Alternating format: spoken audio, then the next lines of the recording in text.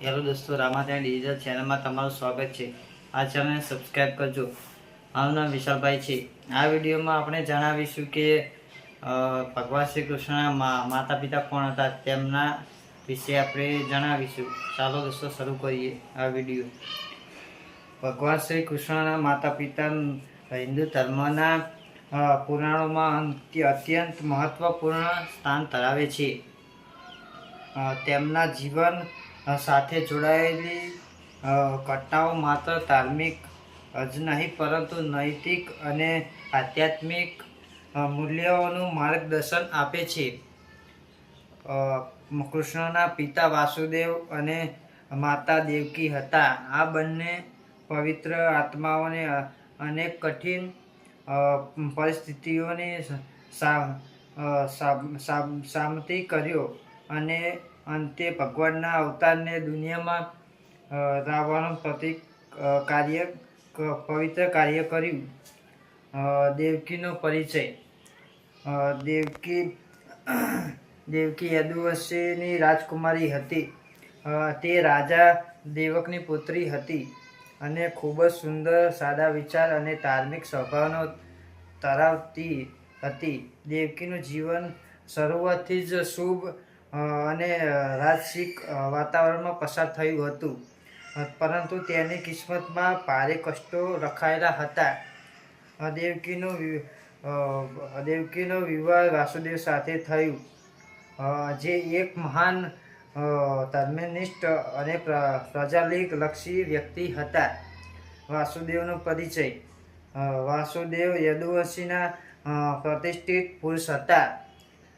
તેઓ સત્યવાદી, ધીરજવંત અને ધર્મપ્રેમી હતા. સમાજમાં તેમની ખૂબ પ્રતિષ્ઠા હતી. તેઓ માત્ર રાજવી ન હતા પરંતુ એક આદર્શ પતિ અને પિતા તરીકે પણ જાણીતા હતા. વાસુદેવના જીવનમાં સૌથી મોટો પરીક્ષાનો સમય આવ્યો જ્યારે તેમને પોતાના સંતાનોને બચાવવા માટે અસંભવ જેવી પરિસ્થિતિનો સામનો કરવો પડ્યો.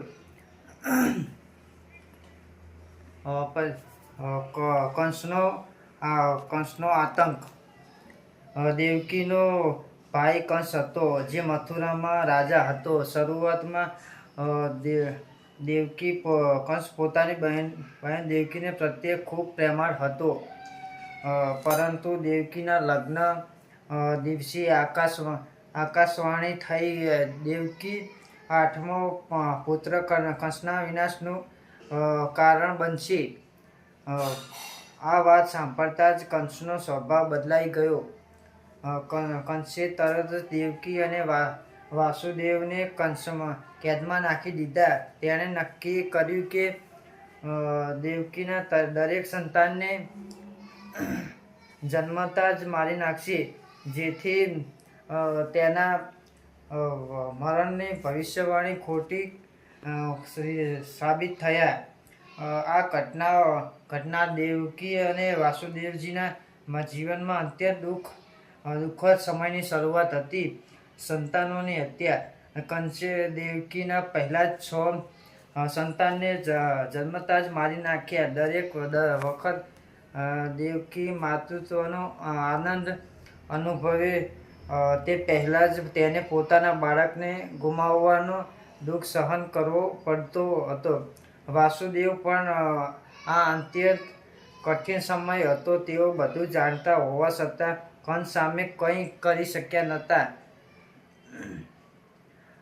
7મો અને 8મો સંતાન. દેવકીનો 7મો ગર્ભ યોગમાર્ગ દ્વારા રોહિણીના ગર્ભમાં સ્થાનાંતરિત થયો અને તેમાંથી બલરામનો જન્મ થયો. આ પછી દેવકીનો 8મો પુત્ર ભગવાન શ્રી કૃષ્ણ તરીકે જન્મ્યો. શ્રી કૃષ્ણનો જન્મ રાત્રિના સમયે કાળગૃહમાં થયો હતો. તે સમયે ચમત્કારિક ઘટનાઓ બની. જેલના દરવાજા ખુલી ગયા, રક્ષકો સૂઈ ગયા અને બધું શાંત થઈ ગયું. વાસુદેવે આ સંકેતને સમજી નક્કી કર્યું કે બાળકને સુરક્ષિત સ્થાન પર પહોંચાડવો જોઈએ. કૃષ્ણને ગોકુળમાં પહોંચાડવું. વાસુદેવે બાળક કૃષ્ણને એક ટોપલીમાં રાખીને મથુરાથી ગોકુળ તરફ પ્રયાણ કર્યું. તે સમયે ભારે વરસાદ પડી રહ્યો હતો અને યમુના નદી પણ ઉફાનમાં હતી.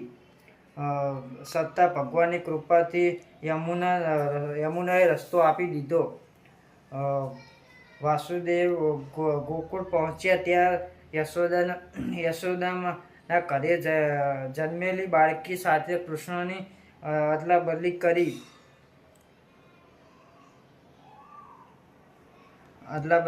કરી અને દેવકી અને વાસુદેવનો ત્યાગ અને ધર્મ અદ્ભુત છે. પોતાના સંતાનના બચાવ માટે તેમણે પોતાના માતા પિતા હક્કોનો ત્યાગ કર્યો. તેમણે પોતાના સંતાનને દૂર મોકલી તેના સુનિશ્ચિત કરી. આ એક મહાન ઉદાહરણ છે કે માતા પિતા પોતાના બાળકો માટે કેટલું સહન કરી શકે છે. કૃષ્ણનો ઉદ્દેશ.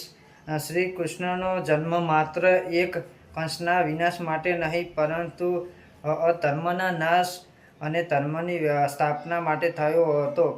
દેવકી અને વાસુદેવ આ દિવ્ય કાર્યના માધ્યમમાં બન્યા. તેમના જીવનમાં આવેલા દુઃખોનો એક અંત મહાન ઉદ્દેશ હતો, અંતિમ મુક્તિ. શ્રી કૃષ્ણએ મોટા થઈને કંસનો વધ કર્યો અને પોતાના માતા પિતાને કેદમાંથી મુક્ત કર્યા. આ ક્ષણ દેવકી અને વાસુદેવ અત્યંત આનંદદાયક હતી. વર્ષો પછી સહન કરેલા દુઃખોનો અંત આવ્યો. આધ્યાત્મિક મહત્વ. દેવકી અને વાસુદેવનો જીવન આપણને શીખવે છે કે ધર્મ અને સત્યના માર્ગ પર ચાલતા લોકો માટે મુશ્કેલીઓ ઘણી આવે, પરંતુ અંતે વિજય સત્યનો થાય છે. તેમનો ત્યાગ, શ્રદ્ધા અને ધૈર્ય દરેક માટે પ્રેરણારૂપ છે. નિષ્કર્મ. ભગવાન શ્રી કૃષ્ણના માતા પિતા અને દેવકી અને વાસુદેવનું જીવન એક આદર્શ છે.